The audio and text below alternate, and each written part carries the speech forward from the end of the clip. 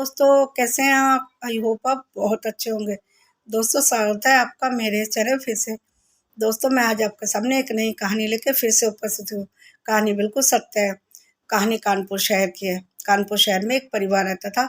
उस परिवार में 3 लोग रहते रहे। 3 लोगों में मम्मी, पापा, बेटा सोनू। और ये तीनों बहुत ही अच्छे से अपनी ज़िंदगी गुजार रहे थे।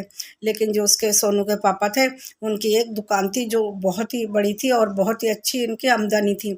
और ऐसे में सोनू को बहुत ही अच्छे स्कूल में डाला हुआ था। लेकिन जो सोनू के पापा थे, थोड़े से खर्च करने में थोड़ा सा कंजूसी करते थे। और जो सोनू की मम्मी थी, वह बहुत ही खर्चीली थी।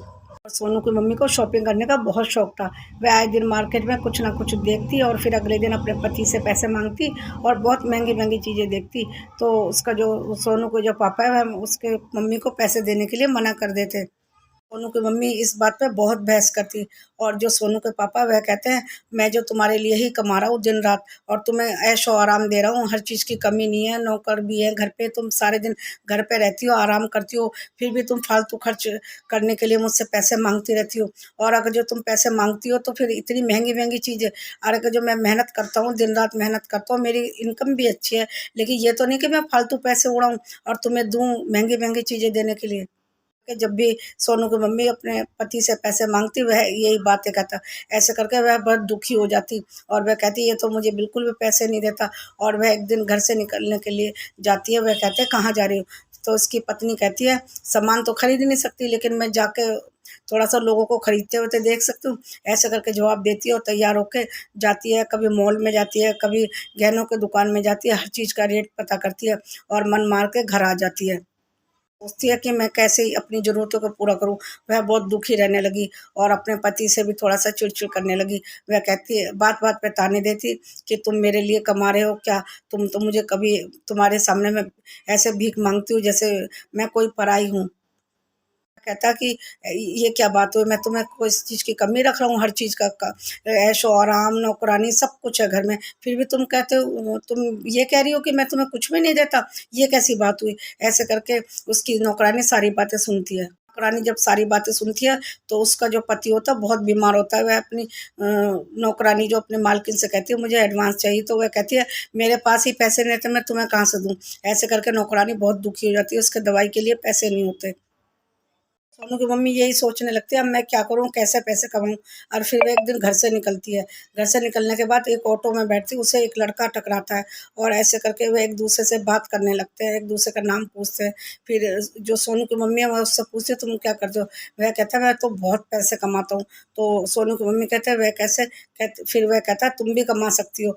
तो वह ऑटो से उतर जाती है, तो जो वह लड़का था, सोनू की मम्मी के पीछे-पीछे आने लगता है।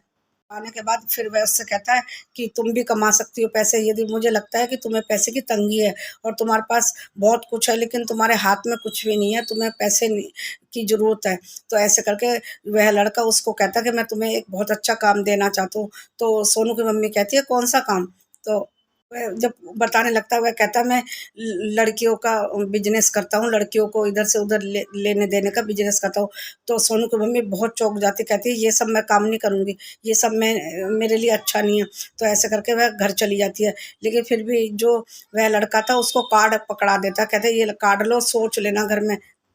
कार्ड तो ले जाती है, लेकिन घर में बहुत सोच में पड़ जाती है, दिन रात इसी बारे में सोचती, क्या करूँ क्या करूँ? फिर वो आखिर में फैसला करती है, मैं भी इस काम में वो हो जाऊँगी, क्योंकि लड़के ने उसको बहुत लालच दिया है। कहता कि तुम 2-3 घंटे में सिर्फ 20,000 तक कमा सकती हो। ऐसे में सोनू की मम्मी ये सोचती है कि, बहुत सोचने के बाद वह उसको फ़ोन करती है। फ़ोन करने के बाद वह कहती है, चलो मैं तुम्हारे साथ ये काम करने के लिए तैयार हूँ। लड़का कहता है कि मेरे पास एक डील है, एक बहुत बड़ी पार्टी है, उसकी पत्नी मर गई है, वह 58 साल का है और उसको एक कुँवारी लड़की चाहिए, बहुत कम उम्र की, उससे वह शादी करना चाहता है और रानी बना के रखेगा। जब ये बात सुनती है, वह कहती है, सोनू मम्मी कहती है, ऐसी लड़की मैं कहाँ से लाऊँगी? वह कहता है, अगर जो तुम ऐसी लड़की मुझे ला दो, तो मैं 4 लाख रुपए तुम्हें दूँगा। वह कहती है, मेरे पास तो ऐसे कोई नहीं है। फिर उसकी नज़र पड़ती है, जो नौकरानी होती है, नौकरानी की लड़की भी उसके साथ काम करने आती है, उसके ऊपर पड़ती है। वह उसको लालच देती है, लेकिन उसकी माँ मना कर देती है। वह कहती है, नहीं, मैं अपने पेट की जनी हुई लड़की को कैसे दूँ? तो वह मना करने के बाद कहती है, लेकिन मैं दूसरी लड़की को ला सकती हूँ। नौकरानी वह उससे वादा करती है। नौकरानी पहले तो सोचती है कि मैं अपनी लड़की की शादी कर दूँ, क्योंकि जो वह 58 साल का जो आदमी था वह बहुत ही पैसे वाला था, लेकिन वह बहुत सोच में पड़ने के बाद सोचती है नहीं नहीं मैं अपनी 15 साल की लड़की के साथ ऐसे एक बुड्ढे के साथ कैसे दूँ। वह कहती है, फिर वह अपनी मालकिन से आके कहती है नहीं मैं अपनी बेटी की शादी उससे नहीं करूँगी, मेरी बेटी बहुत ही छोटी है। और ऐसे में वह कहती है तू सोच, तुझे 1 लाख रुपए दूंगी यदि तू अपनी बेटी की शादी उससे कर देगी। वह कहती है नहीं मुझे पैसे की तो जरूरत है, मेरे पति को कैंसर है और उसके इलाज के लिए मेरे पास पैसे नहीं है, मुझे पैसे की ज़रूरत है, लेकिन मैं अपनी बेटी की बलि दे के ये पैसे नहीं कमाना चाहती। लेकिन हाँ मेरे पास एक मौका है। मेरी जो एक पड़ोस में एक लड़की रहती है, वह भी मेरी बेटी के बराबर ही है, मैं उससे बात करके देखती हूँ। तो ऐसे करके वह अपनी मालकिन से वादा करती है, मैं उससे बात करती हूँ। लेकिन वह जब उसकी जो पड़ोसन थी वह काम करने के लिए निकलती है, तो नौकरानी भी पीछे-पीछे आती है, उससे बात पूछती है, सब कुछ करती है, लेकिन कोई बात नहीं बन पाती।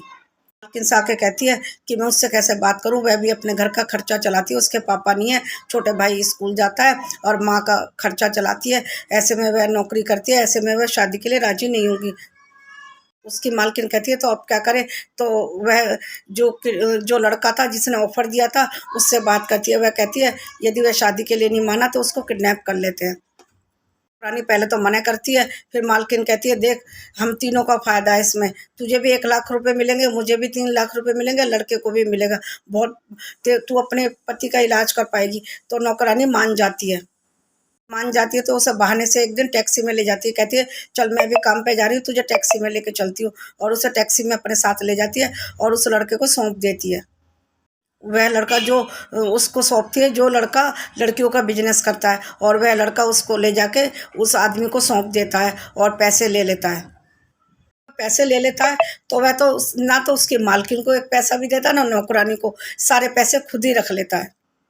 ऐसे में क्या हुआ इन दोनों का, मालकिन जो इतने अच्छे घर की थी, पति इतना अच्छा था, इतनी अच्छा काम करता था और उसे किसी चीज़ की कमी नहीं रखता था, सिर्फ उसने अपने अय्याशी के लिए ये उस लड़के के साथ मिल गई कि मुझे बहुत सारे पैसे मिलेंगे, मैं गहने खरीदूंगी, महंगी महंगी चीज़ें खरीदूंगी। इसी बात के लिए जो मालकिन थी उसके साथ मिल गई जाके। सोनू की मम्मी को कितना लालच था कि शॉपिंग करूंगी, गहने खरीदूंगी, ये जबकि उसका पति उसे सब कुछ देता था। वह सिर्फ ये कहता था इतनी महंगी महंगी चीज़ों में पैसे क्यों वेस्ट करती हो। वह ये नहीं कहता था कि मैं पैसे नहीं दूंगा, वह सिर्फ ये कहता था इतनी महंगी महंगी चीज़, मेकअप के लिए 20,000 रुपये, 20,000 रुपये कौन खर्च करता है। सिर्फ यही बात कहता था, पैसे देने के लिए मना नहीं करता था, लेकिन वह फालतू खर्च करने के लिए मांगती थी। वाली बात है, नौकरानी और जो मालकिन दोनों ने कितना गुनाह किया और उसे पैसे एक पैसा भी नहीं मिला। और ऐसे में पुलिस में रिपोर्ट हुई, उन दोनों को पुलिस ने गिरफ्तार कर लिया और लड़के का भी पता चल गया, लड़के को गिरफ्तार कर लिया। लेकिन लड़की की तो जिंदगी बर्बाद हो गई, क्योंकि लड़की को वह बेच चुका था उस बुड्ढे के पास। जब एक बार बेच दिया तो लड़की कैसे वापस आएगी, उसने उससे शादी भी कर ली थी। सोचने वाली बात है, हम अपनी ज़रूरतों को पूरा करने के लिए किसी भी लड़की की बलि देते हैं क्या। हम अपने बच्चों के बारे में सोचते हैं कि उनका कभी बुरा ना हो, लेकिन दूसरे की लड़की जो कि अपने घर का खर्चा चला रही थी, अपने छोटे भाई को पढ़ा रही थी और अपने माँ का पालन कर रही थी, उसको ही नौकरानी ने, जो कि खुद एक नौकरानी होकर काम करी थी, अपनी बेटी को कहती है मैं नहीं दूंगी और दूसरों की बेटी को दे दिया। ने एक बार भी ये नहीं सोचा जैसे मेरी बेटी ऐसी वो है, उसने भी अपने पैसे के लालच में उसको दूसरे लड़के के हवाले कर दिया। और मालकिन कैसी थी, मालकिन भी इतने अच्छे घर के होते हुए इतना गंदा काम किया, दोनों जेल चली गई, क्या मिला, ना पैसा मिला ना इज्जत, ऊपर से जेल की हवा। दोस्तों कभी भी अपने लालच में अपनी जरूरतों को पूरा करने के लिए कभी ऐसा काम ना करें।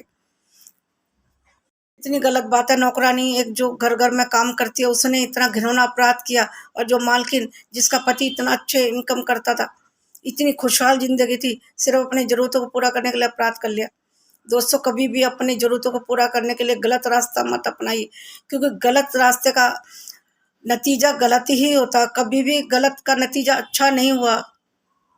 होता थोड़े दिन के लिए, जब हमारे पास पैसे आते हैं बहुत खुशी होती है, लेकिन खुशी 2 दिन की होती है, तीसरे दिन हमारे हाथ जो अपराध से रंगे होते हैं वह कानून के हाथों चढ़ ही जाते हैं।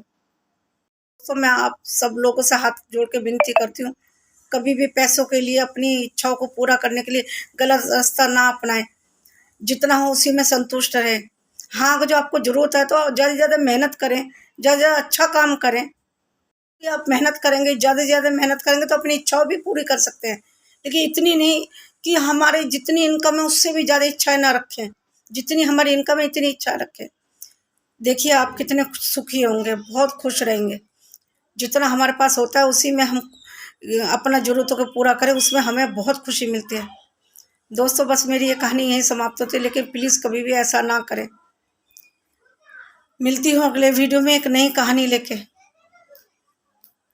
इससे पहले मैं आपसे विदाई लूँ, प्लीज़ मेरे इस चैनल को लाइक शेयर सब्सक्राइब जरूर कर देना। नमस्कार।